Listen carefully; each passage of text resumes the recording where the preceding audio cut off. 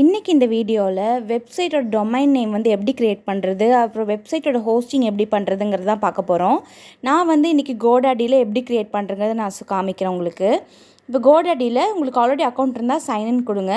அப்படி இல்லைன்னா create an account வந்து கிளிக் பண்ணுங்கள். ஸோ க்ரியேட் அன் அக்கௌண்ட் கொடுத்தீங்கன்னா இப்போ இதில் இமெயில் அண்ட் பாஸ்வேர்டெல்லாம் கேட்கும். அதுக்கப்புறம் அக்ரி கொடுத்துட்டு க்ரியேட் அக்கௌண்ட் கொடுத்தீங்கன்னா உங்களுக்கு வந்து அக்கௌண்ட் வந்து க்ரியேட் ஆயிரும். ஸோ நான் ஆல்ரெடி அக்கௌண்ட் க்ரியேட் பண்ணிட்டு ஸோ நான் வந்து சைன்இன் கொடுக்குறேன். இப்போ வந்து யூசர் நேம் அண்ட் பாஸ்வேர்டு எல்லாம் கொடுத்துட்டு நீங்கள் வந்து சைன்இன் கொடுத்துக்கலாம். சைன் கொடுத்தோன்னே உங்களுக்கு வந்து பேஜ் ஓப்பன் ஆயிரும். வெப்சைட் இப்போ டொமைனுங்கிற இடத்துல நீங்கள் வந்து உங்களுக்கு என்ன நேம் வேணுமோ அது கொடுத்து வந்து நீங்கள் சர்ச் பண்ணி பார்க்கலாம். நான் வந்து sugaiinstitute.comனு வந்து என்னோடய வெப்சைட் நேம் வந்து க்ரியேட் பண்ணுறேன். ஸோ இது வந்து ஃபர்ஸ்ட் அவைலபிலிட்டி இருக்கான்னு வந்து நம்ம செக் பண்ணிக்கணும். ஸோ சர்ச் பண்ணி அது அவைலபிலிட்டி இருந்ததுன்னா அது எவ்வளோ அமௌண்ட் அந்த மாதிரி இதில் உங்களுக்கு வந்து டிஸ்பிளே பண்ணும். ஸோ உங்களுக்கு இது ஓகேனா நீங்கள் வந்து ஆட் டு கார்டு கொடுத்துக்கலாம். ஒரு மெத்தட் இது. இன்னொரு மெத்தட் பார்த்தீங்கன்னா நீங்கள் டேரெக்டாக ஹோஸ்டிங் பிளான் சூஸ் பண்ணிங்கன்னா சில ஹோஸ்டிங் பிளானில் அவங்களே ஃப்ரீ டொமைன்னு மென்ஷன் பண்ணியிருப்பாங்க. ஸோ அந்த மாதிரி ஹோஸ்டிங் பிளான் சூஸ் பண்ணி நீங்கள் டொமைன் நேம் வேணாலும் நீங்கள் வந்து ஆட் பண்ணிக்கலாம். ஃபார் எக்ஸாம்பிள் இங்கே பார்த்தீங்கன்னா வெப் ஹோஸ்டிங் எல்லாமே இருக்குது. .com க்ரியேட் பண்ணுறது, அப்புறம் வெப் ஹோஸ்டிங், வேர்ட்ப்ரெஸ், அப்புறம் வந்துட்டு SSL, VPN ஹோஸ்டிங். ஸோ இதில் வந்து இப்போ வந்து வெப் ஹோஸ்டிங்கில் என்னென்ன பிளான் இருக்குதுன்னு பார்க்கலாம். வெப் ஹோஸ்டிங் அப்படிங்கிறத நம்ம வெப்சைட் வந்து நம்ம வந்து ஒரு இடத்துல வந்து ஸ்டோர் பண்ண போகிறோம். ஸோ அதுக்கான பிளான்ஸ் எல்லாமே இவங்க வந்து கொடுத்துருப்பாங்க. அதோட ப்ரைஸ் எவ்வளோ எல்லாமே உங்கள் வெப்சைட்டுக்கு தகுந்த மாதிரி நீங்கள் வந்து பிளான்ஸ் சூஸ் பண்ணிக்கலாம். இப்போ ஸ்டார்டிங் பார்த்தீங்கன்னா $5.99 போட்டிருக்காங்க இல்லையா. இப்போ இந்தியாவில் இருந்தீங்கன்னா உங்களுக்கு வந்து ருப்பீஸில் காமிக்கும். எனக்கு இங்கே கத்தாரில் டாலரில் தான் காமிக்கும். ஸோ உங்களுக்கு வந்து சிம்பிளான வெப்சைட், நீங்கள் ஒரே ஒரு வெப்சைட் தான் க்ரியேட் பண்ண போகிறீங்க அப்படின்னா நீங்கள் பேசிக் பிளானே சூஸ் பண்ணிக்கலாம். அதில் பார்த்தீங்கன்னா ஒரு வெப்சைட் தான் அலவுடு, 100 GB ஸ்டோரேஜ், அதுக்கப்புறம் 10 டேட்டாபேஸ் யூஸ் பண்ண முடியும். அந்த மாதிரி ஒவ்வொரு பிளானுக்கும் வந்து அந்த டிஃபர் ஆகிட்டே இருக்கும். இப்போ செகண்ட் பிளானில் பார்த்தீங்கன்னா 25 டேட்டாபேஸ் யூஸ் பண்ணலாம்.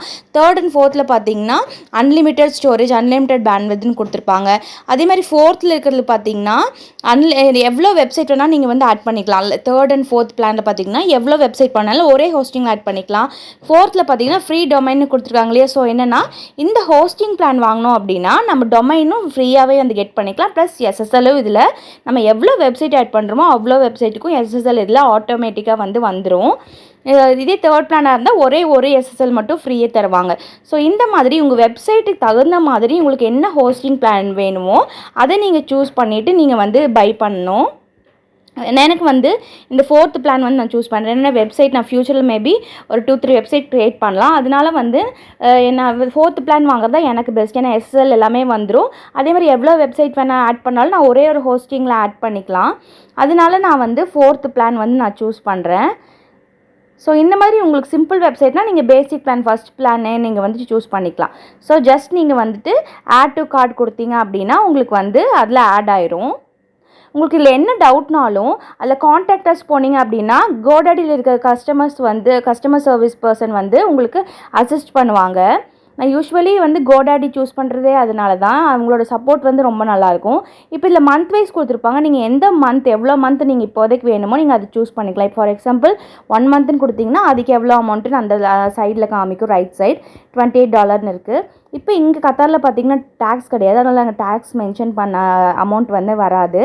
இதே இந்தியாவாக இருந்தீங்கன்னா ப்ளஸ் வந்து உங்களுக்கு டேக்ஸ் வந்து வந்திருக்கும். இப்போ இதில் உங்களுக்கு என்ன பிளான் வேணுமோ சூஸ் பண்ணிக்கலாம். அதே மாதிரி எவ்வளோ மந்த் வேணாலும் சூஸ் பண்ணிக்கலாம்.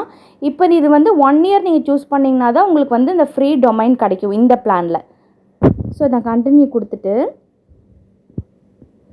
இப்போ இதில் பார்த்தீங்கன்னா உங்களுக்கு எவ்வளோ மந்த் வேணும் எல்லாம் செலக்ட் பண்ணிவிட்டு நீங்கள் வந்து கண்டினியூ டு செக் அவுட் கொடுத்துக்கலாம். கண்டினியூ டு செக் அவுட் கொடுத்தீங்க அப்படின்னா இதில் வந்து உங்களோட டீட்டெயில்ஸ் எல்லாம் என்ட்ரு பண்ண சொல்லி கேட்கும். உங்களோட எதர் நீங்கள் வந்து பேபால் மூலியமாக பண்ணலாம், இல்லைனா வந்து உங்களோட அட்ரஸ் டீட்டெயில்ஸ் எல்லாம் கொடுத்து நீங்கள் வந்து பேமெண்ட் பண்ணிக்கலாம். ஸோ இப்போ வந்து பேமெண்ட் முடிஞ்சுது. இப்போ வந்து அதில் வந்து டொமைன் சூஸ் பண்ண சொல்லுது. நான் 1 இயர் கொடுத்தனால அந்த டொமைன் நேம் வந்து சூஸ் பண்ண சொல்லியிருக்கு. அதனால் sugaiinstitute.com கொடுத்துருக்கேன். இது பார்த்திங்கன்னா டேட்டா சென்டர், அதாவது எந்த இடத்துல நம்ம ஸ்டோரேஜ் வேணும் அப்படின்னு எந்த லொக்கேஷனில் அப்படிங்கிறத மென்ஷன் பண்ணிக்கலாம். நான் ஏஷியான்னு செலக்ட் பண்ணியிருக்கேன். இது பார்த்திங்கன்னா வேர்ட்ப்ரெஸ் அப்ளிகேஷன் வந்து அவங்கள வந்து பில்ட் பண்ணியிருக்கு வேணுமா அப்படின்னு கேட்டிருக்காங்க. எனக்கு அது தேவைப்படாது. அதனால் நான் நோன் கொடுத்துட்டேன். இப்போ இது வந்து கொஞ்சம் டைம் எடுக்கும் ப்ராசஸ் ஆகிறதுக்கு. ஸோ இது ப்ராசஸ் பண்ணி முடிச்சோன்னே நம்மளுக்கு ஹோஸ்டிங் பிளானும் ரெடி ஆயிரும். அதே மாதிரி அந்த டொமைனும் நம்மளோட ஹோஸ்டிங்கில் வந்து ஆட் ஆகிருக்கும்.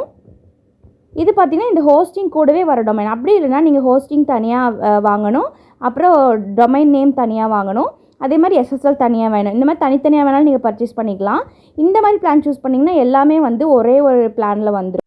ஸோ இது உங்களுக்கு படித்து பார்த்துட்டு உங்களுக்கு அக்ரின்னா நீங்கள் எஸ் கொடுக்கலாம், இல்லைனா நீங்கள் வந்து நோ கொடுத்துக்கலாம்.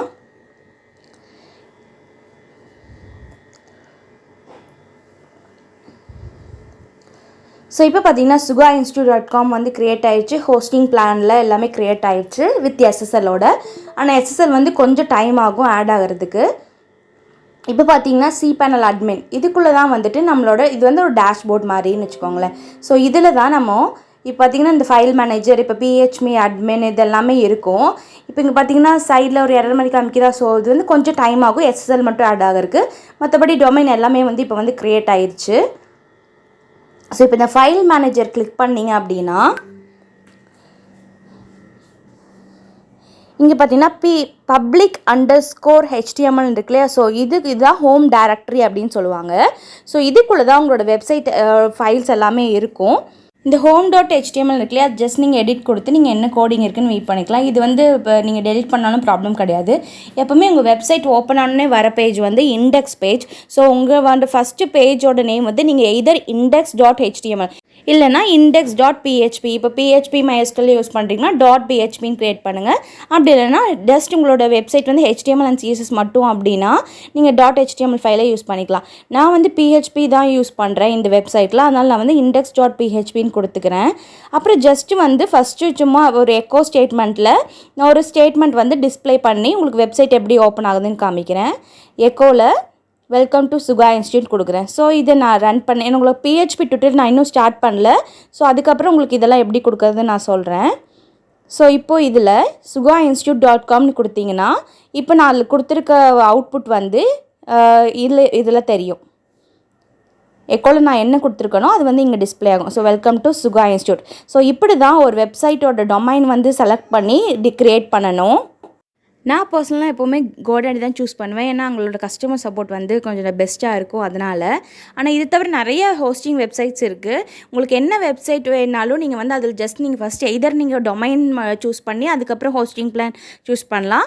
அப்படி இல்லாட்டி இந்த மாதிரி நிறையா பிளான்ஸ் இருக்கும். எய்தர் இதை விட அதிகமாக இருக்கும், இல்லைனா இதை விட அமௌண்ட் கம்மியாக இருக்கும். உங்களுக்கு என்ன மாதிரி உங்கள் வெப்சைட்டுக்கு தகுந்த மாதிரி நீங்கள் ஹோஸ்டிங் பிளானை சூஸ் பண்ணிவிட்டு அதை வந்து கெட் பண்ணி இதே மாதிரி தான் நீங்கள் cPanelல போயிட்டு அந்த public_html சொல்லலை, அதுதான் வந்து ஹோம் டைரக்டரி. அதுக்குள்ளே உங்களோட வெப்சைட்டை வந்து நீங்கள் க்ரியேட் பண்ண போகிறீங்க. ஸோ இதுதான் வந்து ப்ரொசீஜர். நான் நெக்ஸ்ட் வீடியோவில் ஃப்ரீயாக எப்படி டொமைன் க்ரியேட் பண்ணி அதே மாதிரி எப்படி ஹோஸ்டிங் பண்ணுறது ஃப்ரீயாக அப்படிங்கிறது காமிக்கிறேன். இது என்ன பர்பஸ்க்கு நீங்கள் யூஸ் பண்ணலாம் அப்படின்னா, இப்போ லேர்ன் பண்ணுறீங்க, நீங்கள் வந்து வெப் டெவலப்மெண்ட் லேர்ன் பண்ணுறீங்கன்னா உங்களுக்கு அது ஹெல்ப்ஃபுல்லாக இருக்கும். வெப் டெவலப்மெண்ட் கற்றுட்ருக்கீங்கன்னா நீங்கள் ஃப்ரீயாக ஹோஸ்டிங் நிறைய வெப்சைட் இருக்குது. அதுவும் நெக்ஸ்ட் வீடியோவில் நான் அதுவும் காமிக்கிறேன். அதை ட்ரை பண்ணி பாருங்கள். உங்களை எல்லோரையும் நெக்ஸ்ட் வீடியோவில் மீட் பண்ணுறேன். பாய்.